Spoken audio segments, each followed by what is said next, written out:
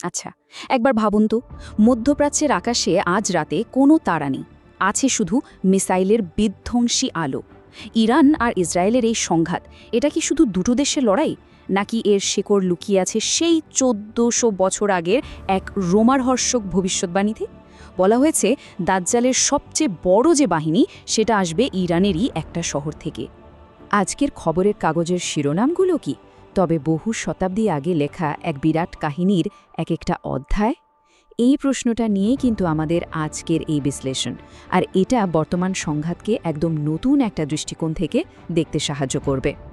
আর এই ভবিষ্যৎবাণীর মধ্যে একটা চমকে দেওয়ার মতো সংখ্যা হলো এই ৭০,০০০। ভাবা যায়, বলা হয়েছে দাজ্জাল মানে সেই মহাপ্রতারকের অনুসারী এই বিশাল সংখ্যাটা আসবে ইরানের মাত্র একটা শহর থেকে, ইস্পাহান, যেটা ঐতিহাসিকভাবে ইরানের সবচেয়ে পুরনো ইহুদি সম্প্রদায়ের একটা কেন্দ্র। তো এই মহাযুদ্ধের শুরুটা হবে কোথা থেকে? ভবিষ্যৎবাণী বলছে এর শুরু হবে পূর্ব দিক থেকে উঠে আসা এক অপরাজেয় শক্তির মাধ্যমে, আর তাদের পরিচয় হবে তাদের কালো পতাকা। মানচিত্রের দিকে একবার দেখুন, এই হচ্ছে খোরাসান অঞ্চল। এই ঐতিহাসিক ভূখণ্ড থেকেই এক কালো পতাকাবাহী সেনাবাহিনীর উঠে আসার কথা বলা হয়েছে। আজকের পরাশক্তিরা কেন এখানে বিলিয়ন বিলিয়ন ডলার খরচ করেও বারবার ব্যর্থ হয়েছে, তার উত্তরটা হয়তো এখানেই লুকিয়ে আছে। এই ভবিষ্যৎবাণীটা কিন্তু একদম সরাসরি এই বলছে। আচ্ছা, এত আধুনিক ড্রোন, স্যাটেলাইট বা মিসাইল থাকার পরেও কেন এই অঞ্চলকে হারানো যায় না? কারণটা আসলে খুব সহজ। যারা মৃত্যুকে ভয় পায় না, তাদের মৃত্যুর ভয় দেখিয়ে কোনো লাভ নেই। এই অপরাজেয় সেনাবাহিনীর উত্থানের ঠিক পরেই মঞ্চে আসবে এই ভবিষ্যৎবাণীর কেন্দ্রীয় চরিত্র, মানে ইতিহাসের সবচেয়ে বড় প্রতারক। চলুন এবার আমরা জানব সেই দাজ্জালের মহাপরীক্ষার ব্যাপারে। হাদিস অনুযায়ী দাজ্জালের পরিচয়টা বেশ পরিষ্কার। তার উত্থান হবে ইরানের ইস্পাহান থেকে, আর তার প্রধান অনুসারী হবে সেখানকারই ৭০,০০০ ইহুদি। সে পৃথিবীতে থাকবে মোট ৪০ দিন। কিন্তু এখানে একটা ব্যাপার আছে। প্রথম দিনটা হবে ১ বছরের সমান, দ্বিতীয় দিনটা ১ মাসের মতো, আর তৃতীয় দিনটা ১ সপ্তাহের মতো। তবে দুটো পবিত্র শহর মক্কা আর মদিনা, এখানে সে কখনোই ঢুকতে পারবে না। দাজ্জালের প্রতারণা হবে আমাদের কল্পনারও বাইরে। সে আকাশকে হুকুম দেবে, আর সাথে সাথে বৃষ্টি নামবে, মাটিকে বলবে, আর সঙ্গে সঙ্গেই ফসল ফলবে। ভাবুন, দুর্ভিক্ষের সময় যখন মানুষ একটা রুটির জন্য হাহাকার করবে, ঠিক তখনই সে খাবারের পাহাড় নিয়ে হাজির হবে। কিন্তু একজন সত্যিকারের বিশ্বাসী তার এই জাদুর ফাঁদে পা দেবে না। তারা তার কপালে স্পষ্ট করে কাফেরা বা অবিশ্বাসী লেখা দেখতে পাবে, এবং তাদের মনে থাকবে যে সৃষ্টিকর্তা কখনো একচোখা বা অসম্পূর্ণ হতে পারেন না।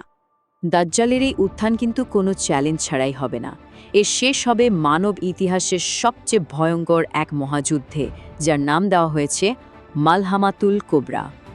এই মহাযুদ্ধ কিন্তু হঠাৎ করে শুরু হবে না। এর একটা প্রেক্ষাপট তৈরি হবে। মুসলিম আর রোমান মানে পশ্চিমা শক্তিগুলোর মধ্যে একটা শান্তি চুক্তি হবে। তারা একসাথে মিলে এক সাধারণ শত্রুর বিরুদ্ধে লড়বে।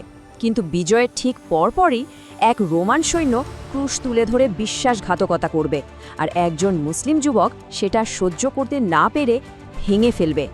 ঠিক ওই মুহূর্তেই চুক্তি ভেঙে যাবে, আর শুরু হবে ইতিহাসের সবচেয়ে ভয়ঙ্কর যুদ্ধ। এই যুদ্ধে মুসলিম সেনাবাহিনী ৩ ভাগে ভাগ হয়ে যাবে। একটা ভাগ ভয়ে পালিয়ে যাবে, আর আল্লাহ তাদের ক্ষমা করবেন না। দ্বিতীয় ভাগটা বীরের মতো লড়ে শহীদ হবে এবং সর্বোচ্চ মর্যাদা পাবে। আর শেষ ভাগটা টিকে থাকবে এবং বিজয়ী হবে। এরপর তাদের আর কোনো কঠিন পরীক্ষার মুখে পড়তে হবে না। এই যুদ্ধের ভয়াবহতা কল্পনা করাও কঠিন। ভবিষ্যৎবাণী অনুযায়ী পরিস্থিতি এমন হবে যে একটা পরিবার থেকে যদি ১০০ জন যুদ্ধে যায়, তবে ফিরে আসবে মাত্র একজন। এই মহাযুদ্ধের ধ্বংসলীলার মাঝে যখন সব আশা প্রায় শেষ হয়ে যাবে, ঠিক তখনই আসমান থেকে সাহায্য নেমে আসবে। যুদ্ধ শুরু হবে সিরিয়ার দাবিক প্রান্তরে। একটা পর্যায়ে মুসলিমরা দামেস্কে অবরুদ্ধ হয়ে পড়বে।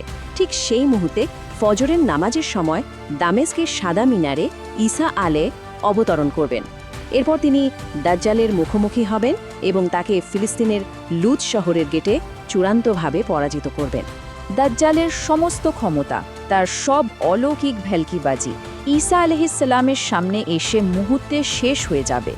তাকে দেখা মাত্রই দাজ্জাল এমনভাবে গলে যেতে শুরু করবে যেমনটা পানিতে লবণ গলে যায়।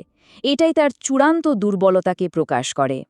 দাজ্জালের পরাজয়ের পর এমনকি প্রকৃতিও বিশ্বাসীদের সাহায্য করবে। প্রত্যেকটা গাছ, প্রত্যেকটা পাথর তার অনুসারীদের লুকিয়ে থাকার জায়গা দেখিয়ে দেবে। শুধু একটা গাছ বাদে, গারকাত গাছ, যা ইহুদিদের গাছ বলে পরিচিত, সেটা চুপ থাকবে। এই মহাপ্রলয় আর দাজ্জালের পতনের পর ভবিষ্যৎবাণী অনুযায়ী পৃথিবীতে এমন এক শান্তির যুগ আসবে যা আগে কখনো দেখা যায়নি। একবার ভাবুন তো, এমন একটা পৃথিবীর কথা যেখানে কোনো হিংসা বা বিদ্বেষ নেই। বাঘ আর হরিণ একসাথে পানি পান করছে, ছোট ছোট বাচ্চারা বিষাক্ত সাপের সাথে খেলছে। পৃথিবীতে এত প্রাচুর্য থাকবে যে একটা ডালিমই একটা পুরো দলকে খাওয়ানোর জন্য যথেষ্ট হবে। এই শান্তির যুগ কি তাহলে চিরস্থায়ী, নাকি এটা আরও বড় কোনো ঘটনার পূর্বাভাস? না, এই শান্তির পরেই আসবে পরবর্তী মহাবিপর্যয়। ইয়াজুজ ও মাজুজকে আটকে রাখা সেই প্রাচীর ভেঙে যাবে এবং তারা পৃথিবীতে ছড়িয়ে পড়ে সব পানি শেষ করে ফেলবে, যা হবে মানবজাতির জন্য আরও একটা ভয়ঙ্কর পরীক্ষা। যুদ্ধ, প্রতারণা আর শান্তির এই মহাকাব্যিক বর্ণনার শেষে আমরা এসে পৌঁছেছি সবচেয়ে গুরুত্বপূর্ণ অংশে, আমাদের প্রত্যেকের জন্য চূড়ান্ত সতর্কবার্তায়। শেষ বিচারের দিনে পৃথিবী তার সমস্ত গোপন বিষয় বের করে দেবে। সেদিন প্রত্যেকটা মানুষ তার ছোট বড় সব কাজের হিসাব চোখের সামনে দেখতে পাবে। তবে এই ভয়ঙ্কর ফিতনা থেকে বাঁচার উপায়ও কিন্তু বলে দেওয়া হয়েছে। সূরা আল কাহাফের প্রথম 10টা আয়াত পাঠ করা দাজ্জালের পরীক্ষা থেকে সুরক্ষার একটা মাধ্যম হিসাবে কাজ করবে। শেষ প্রশ্নটা আসলে আমাদের নিজেদের কাছে।